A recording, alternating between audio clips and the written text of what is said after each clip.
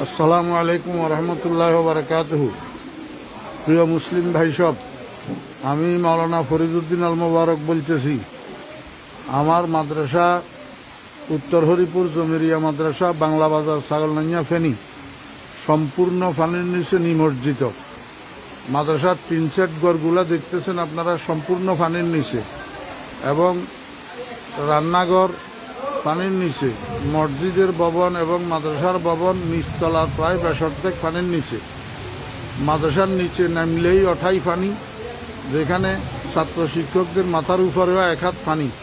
এমতো অবস্থায় আমাদের খাওয়া দাওয়া, পায়খানা প্রস্রাব অসুবিধা হইতেছে, খাওয়ার পানির অসুবিধা হইতেছে।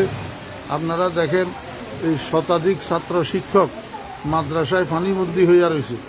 এই অবস্থায় হৃদয়বান মুসলমান ভাইদের এবং বিভিন্ন স্বেচ্ছাসেবক সংগঠনগুলোর কাছে আবেদন, আপনারা মেহরবানি করি এখান থেকে আমার ছাত্র শিক্ষকদেরকে উদ্ধার করেন। ছোট ছোট বাচ্চা এগুলা সাঁতরাইয়া যে রাস্তা পর্যন্ত যাবে এমন এই অবস্থা নাই।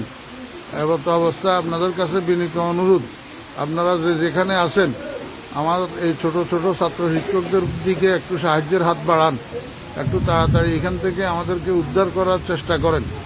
আল্লাহ পাক আমাদের সবাইকে হেফাজত করেন। আসসালামু আলাইকুম রহমতুল্লাহ।